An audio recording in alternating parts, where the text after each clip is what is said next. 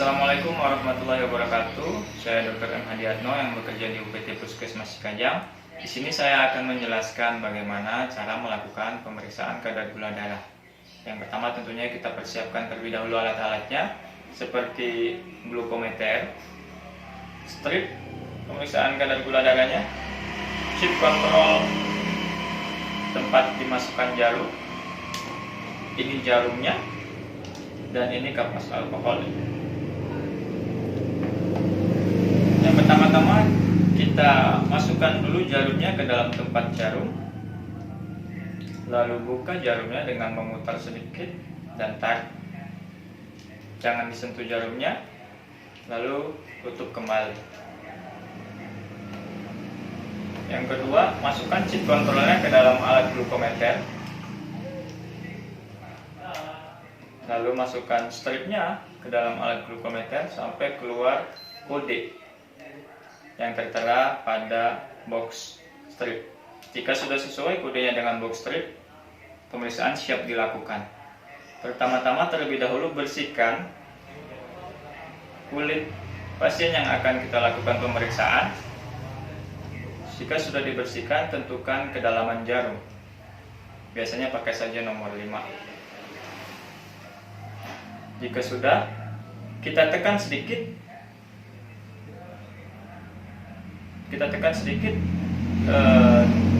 lalu tekan.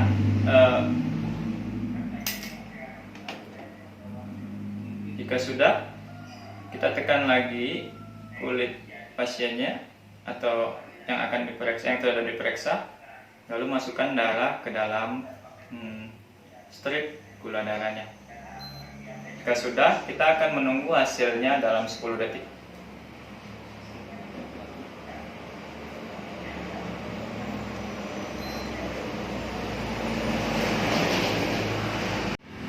Dari hasil pemeriksaan tadi didapati kadar gulanya adalah 115 mg per desiliter.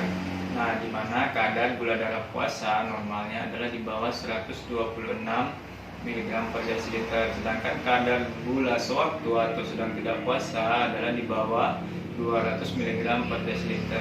Ada juga yang dinamakan prediabetik. Nah, prediabetik itu adalah kadar gula di mana yang mendekati hampir diabetes,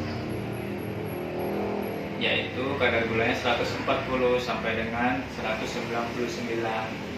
Nah, dari hasil pemeriksaan yang kita lakukan barusan, 115 itu untuk kadar gula darah sewaktu adalah normal. Jadi hasilnya adalah normal, tidak diabetes. Terima kasih. Assalamualaikum warahmatullahi wabarakatuh. Selamat pagi ibu-ibu kader yang hebat. Perkenalkan, nama saya Megi Muhtaramsah. Saya dari UPT Puskesmas Cikajang. Pada kesempatan kali ini saya akan menjelaskan tentang tata cara melakukan pemeriksaan tekanan darah kepada klien dengan benar. Alat yang diperlukan apabila kita mau melakukan pemeriksaan darah yaitu tensimeter digital yang nanti digunakan untuk melakukan pengukuran tekanan darah. Dan tensi ini harus berfungsi dengan baik dengan menggunakan baterai yang baik. Baik, kita langsung melakukan peragaan bagaimana tata cara melakukan pengukuran darah kepada klien. Dari ibu-ibu mungkin ada yang mau jadi seorang peraga untuk melakukan pengukuran darah, silahkan maju ke depan, Bu. Perlu diperhatikan oleh ibu-ibu semua bahwa sasaran yang akan kita lakukan pemeriksaan tekanan darah itu harus dalam keadaan tenang. Tidak boleh ngobrol. Dengan tubuh yang tenang maka akan didapatkan hasil tekanan darah, pemeriksaan tekanan darah ini dengan optimal. Dan apabila dimungkinkan, manset yang digunakan untuk melakukan pengukuran tekanan darah itu harus menyentuh kulit. Maka ini kita anggap ibu ini adalah yang tidak memakai jaket, tetapi kita anggap sementara ini karena ini sebagai contoh, kita anggap ibu ini bahwa manset ini dapat menyentuh kulit ibu-ibu ini. Masukkan manset kepada lengan yang akan dilakukan pengukuran tekanan darah, lalu dilekatkan. Setelah itu kita pijit on off yang ada pada tensi ini. Kita biarkan tensi ini berfungsi dan nanti akan berhenti dan menampilkan hasil dari pemeriksaan darah tersebut. Baik, hasil sudah diketahui bahwa tekanan darah untuk ibu ini adalah sebesar 119 per 72 mm hidrogram dengan nadi sebanyak 72 kali per menit. Maka kita dapat simpulkan bahwa tekanan darah ibu yang diperiksa ini dalam keadaan batas normal, yaitu sebesar 119 per 72. Maka ini adalah normal. Mungkin ibu-ibu sudah paham tentang tata cara pemeriksaan tekanan darah ini? Paham. Terima kasih. Assalamualaikum warahmatullahi wabarakatuh. Waalaikumsalam warahmatullahi wabarakatuh. Waalaikumsalam warahmatullahi wabarakatuh. Terima kasih ibu-ibu. Di sini saya diberikan waktu untuk memberikan penjelasan mengenai kuesioner PUMA. Di sini ibu-ibu sudah tahu ya apa itu kuesioner PUMA. Nah di sini contohnya ya Bu. Contoh pertanyaannya itu yaitu nomor satu itu tentang apakah yang kita tanya itu perempuan atau laki-laki. Nah di sini perempuan berarti nilainya 0. Kalau laki-laki nilainya 1. Kemudian yang keduanya itu adalah usia dalam tahun. Di sini kalau misalnya ibu usianya berapa tahun Bu? Nah 45 tahun. Kalau usianya 45 tahun maka masukkan nilainya 0. Di sini beberapa kali nilai 1 atau 2 ada beberapa poin lagi. Kemudian yang ketiganya kita tanya merokok atau tidak. Ibu merokok atau tidak Bu? Tidak. Nah kalau dia tidak merokok maka nilainya 0.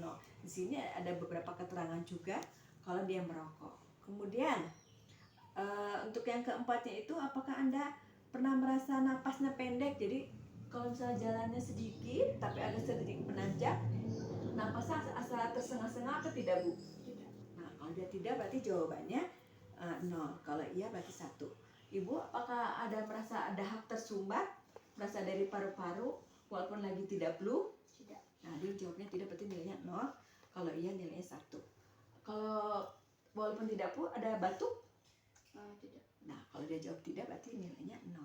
Pernah disarankan oleh dokter untuk periksa paru? Pernah, berarti nilainya 1. Ketika kita jumlahkan ternyata ada 1 jawabannya.